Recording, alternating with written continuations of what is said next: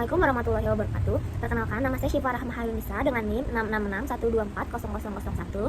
Saya dari kelas 3A. Nah, di sini saya akan membahas analisis manajemen strategi pada PT Krakatau Steel. Materi yang saya sampaikan ini mencakup analisis EVAS, IFAS, penentuan kuadrat strategi, matriks SWOT, hingga implementasi GCG, ESG, dan evaluasi DSC. Nah, yang pertama itu ada IFAS, strength atau kekuatan. Berikut adalah faktor kekuatan internal PT Krakatau Steel. Nah, kekuatan yang pertama itu ada optimalisasi pegawai dengan bobot 0,13, ratingnya itu 4, sehingga skor itu menjadi 0,52. Nah, lalu yang kedua itu ada pendanaan modal awal dengan bobot 0,10, ratingnya itu 4, dan skor itu 0,40. Lalu yang ketiga, sinergi antar BUMN dengan bobot 0,10, ratingnya 3, dan skornya 0,30. Lalu yang keempat itu ada pemanfaatan mesin dengan bobot 0,11, ratingnya 4, dengan skor 0,44. Lalu yang kelima ada ketersediaannya bahan baku dengan bobot 0,13, ratingnya 4, dan skornya 0,52. Nah, jika dijumlahkan, total skor kekuatan memberikan kontribusi signifikan dalam perhitungan EVAS. Lalu yang kedua itu ada IFAS weakness atau kelemahan. Nah, selanjutnya itu kelemahan pertama itu ada persaingan dengan perusahaan lain dengan bobot 0,11, ratingnya ada 2, dan menghasilkan skor 0,22. Lalu kelemahan yang kedua itu ada rekrutisasi hutang dengan bobot 0,10, ratingnya 2, skornya itu 0,20.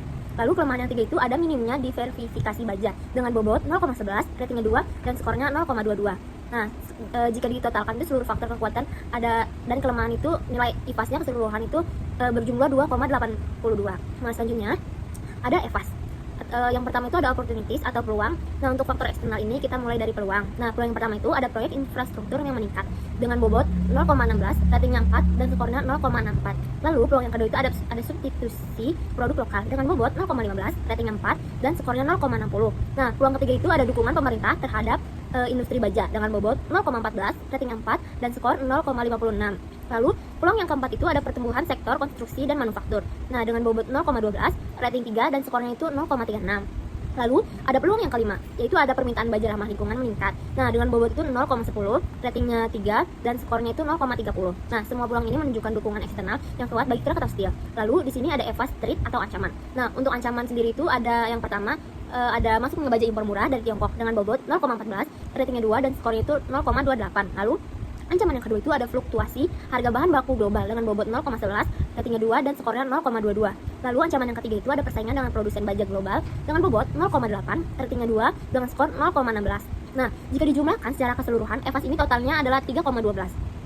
Selanjutnya ini ada kuadran strategi. Berdasarkan faktor IFAS 2,82 dan EVAS 3,12, posisi Krakatau Steel ini berada di strategi kuadran 1, yaitu strategi growth atau pertumbuhan, yang artinya perusahaan berada di dalam kondisi yang cukup kuat secara internal dan menghadapi peluang besar secara eksternal. Nah, strategi yang tepat untuk kuadran ini adalah pertumbuhan, yaitu ekspansi, peningkatan kapasitas, dan agresivitas pasar.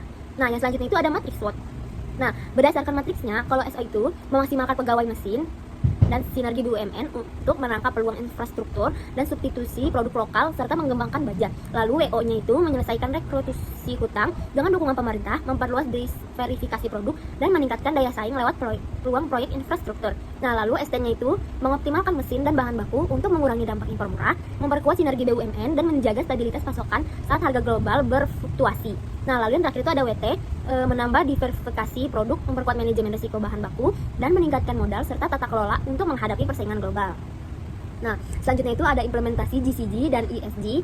Nah, jadi Krakatau Steel juga menerapkan prinsip GCG atau Good Corporate Governance yang mencakup transparansi, akuntabilitas, tanggung jawab, independensi, dan kewajaran. Selain itu, perusahaan juga memperkuat penerapan ESG, Environmental, Social, and Governance, sebagai bagian dari strategi Green Business. Nah, implementasinya itu meliputi efisiensi energi, pengurangan emisi, dan penguatan pengendalian internal. Nah, lalu serta berkelanjutan melalui Sustainability Journey CSR yang lebih strategi dan regulatory relief. Nah, selanjutnya itu ada evaluasi BSC. Nah, jadi ada evaluasi balance score pada PT Krakatau Steel. Yang pertama itu ada perspektif finansial. Capaiannya itu sebesar 70%, fokus pada stabilitas keuangan dan efisiensi pada pendapatan naik.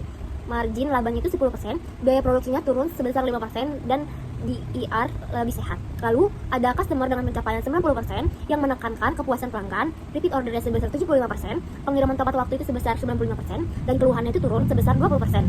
Nah, berikutnya itu ada internal proses dengan capaian 82%, fokus pada efisien produksi, lalu kepatuhan SOP-nya itu sebesar 95%, lalu kesiapan sarkas sebesar 95% dan defect rate turun sebesar 50%. Nah, yang terakhir itu ada learning and growth dengan pencapaian 92%.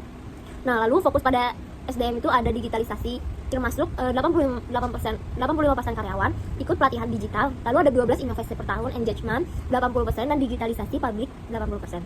Nah,